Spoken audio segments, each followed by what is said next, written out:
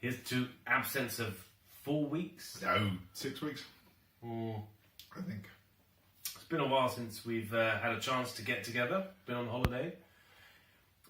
So right now, camping is not really a holiday. Yeah, well, I was in Egypt with a lot of tummy upsets, so also not much of a holiday. So I'm drinking London Beer Factory Hazy Days Session IPA, a fruity number. Brooklyn Scorcher. I've been doing a bit of a taste test on session IPAs, and all I can really work out is that they mostly taste the same. Big Mouth's quite nice though. Yeah, that's good. But this one's they very didn't have that. stone fruit, like peachy kind of stuff going on. This tastes like Brooklyn Lager, to be honest. It is. Maybe they should put it in a different can. And Matt's managed to resist drinking the blind beer I selected before we went on holiday.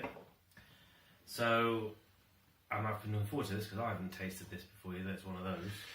This isn't going to be something from Lidl or even Tesco, just because it's in such a generic brown, black bottle. No, it is. It is from a. It's going to be special. It's from a booze shop, a dedicated drinking shop. Not a bar, as most people call it. How to make that sound really fun? A dedicated drinking shop. Thanks. Ooh, I don't know if you can see that little bit of smoke. Blimey. I can't smell anything out the bottle.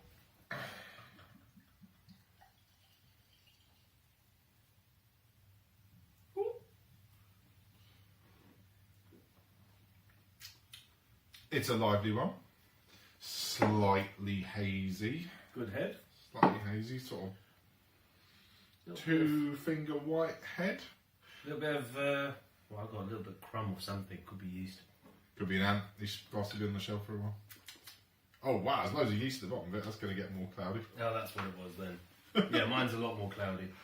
It's getting cloudier. It was nice and clear a second ago.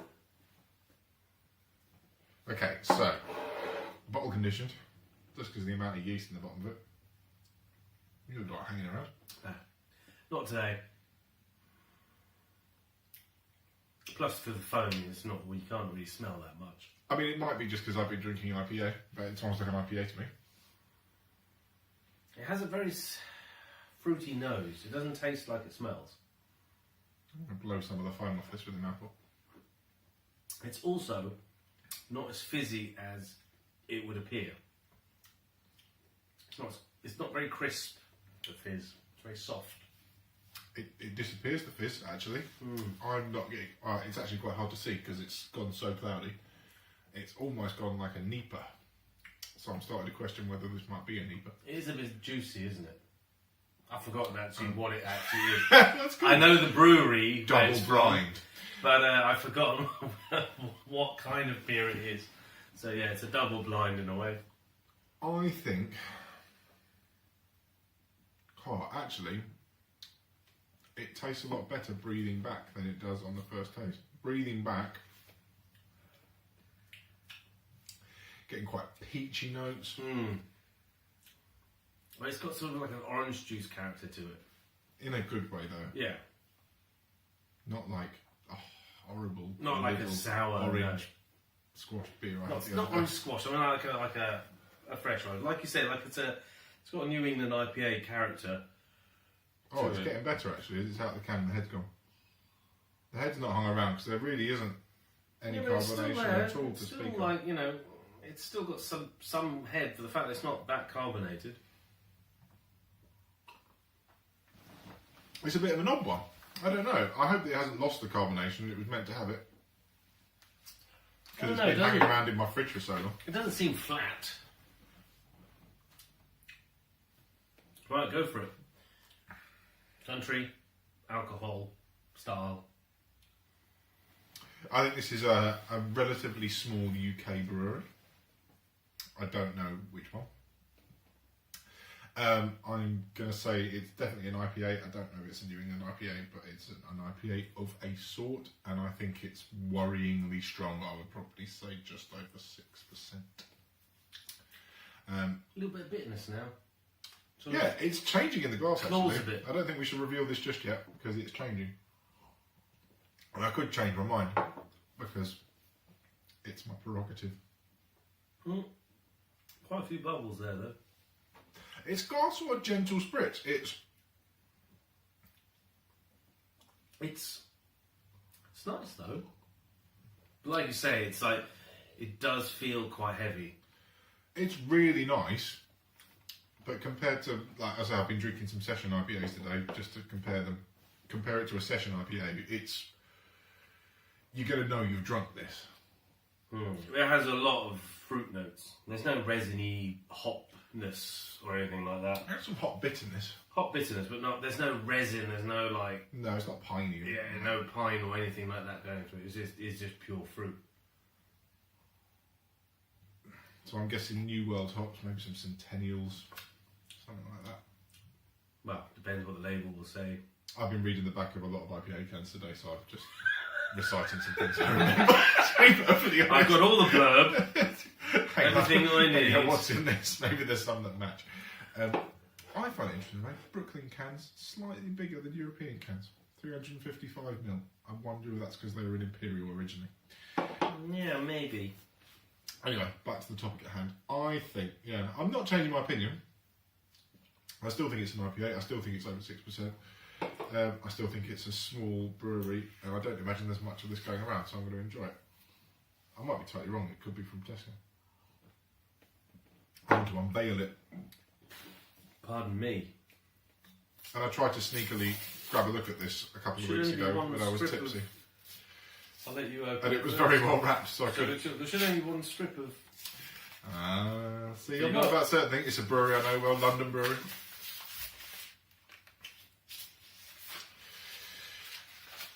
You were right on the percentage. Pressure Drop. Brilliant brewery. Really interesting. Bosco IPA. Retro American IPA. Just bring that a bit closer. So, tasting notes, caramel, zest and pine. Didn't get too much of the zest. Didn't get any pine, seeing as we said there's no pininess. I got the fruit. Hops, Mosaic and Amarillo. Oh, let's see. I think that I did quite well at this. I promise I didn't steal You did. You did. You got the small brewery, you got an IPA, and you got the over 6%. I mean, I think Pressure Drop aren't as That's small. 3 for 3. They're not as small as I remember them, to be perfectly honest. I think they're doing quite well now. One of the nice things, actually, when I used to live in East London, Pressure Drop used to get quite a lot of their beers into Wetherspoons, which I unashamedly drink it. Are these plastic labels? They are, I think, aren't they? I don't know. But, what was I going to say? Oh, yes, for the fact that... So this was bottled on the 5th of June this year, and now it's August. If it's kept quite well. we'd have drunk this one. Yeah, if we drank this when I bought it, we would have... That must have been very fresh. That must have been a month old. Yeah, if that. Yeah, because... Yeah, it would have been just at the beginning of July, I reckon. I bought it. Usually detritus. But yeah, so it kept quite well, I have to say, considering that it's such a hoppy beer. It hasn't turned purple or oxidised or anything like that, so kudos to their packaging process. I'm still not getting caramel. That bitterness that's on the back, I might perhaps get a bit of pine. Yeah, they've got crystal malts. But I think there's more stone fruit in there than... Yeah, it certainly tastes... They make it sound like piney and citrusy, which it isn't. That would almost be a West Coast IPA. Yeah. It has got sort of more orange juice character, like stone Peach. fruit. I mean, it's really good. I would like to have tasted it when it was fresh, but I don't think it's done any harm it being in the bottle for a couple of months. No.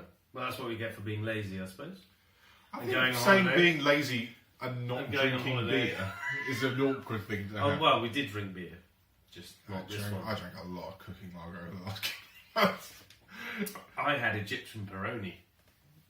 That's different. Well, did it taste of anything? Yeah, it tasted better than actual Peroni, actually. It had a bit more character to it. You say character, you're in all inclusive. It was Like free. It was free, wasn't it? It was free, but it wasn't as pale or as because the Peroni's brewed with rice. so it's got a bit of a lighter body. This one was a bit darker, but still, 5%. I drank Red Kronenberg in a field in France for 3 weeks, so I don't know anything about beer anymore. Or what happened in that field. No, that's just... Anyway. Well, we're going to enjoy this. I'm almost done. I think if it's still around, I don't know, Pressure Drop brew a lot of different beers. They seem to cycle through them very quickly. I'm not even sure if they have a stock range. I would go out and get a couple of bottles of this. You wouldn't want a pint of it. No. It tastes almost heavier than 6.5%, which it is. But a very good beer. Lightly carbonated, sort of classic. I guess retro just sort of means typical in this sense. I don't know, this tastes like a 1960s beer or 1950s beer. Yes, because in the 1960s they heavily dry hopped their IPAs, didn't they, in America? I remember that well. Yeah, me too. Back when you were on the levee and with the Chevy and stuff. Bye bye, Miss American Pie. Don't pretend you don't know these songs. I'm just not singing along. Cheers. Cheers. Bye. Bye bye.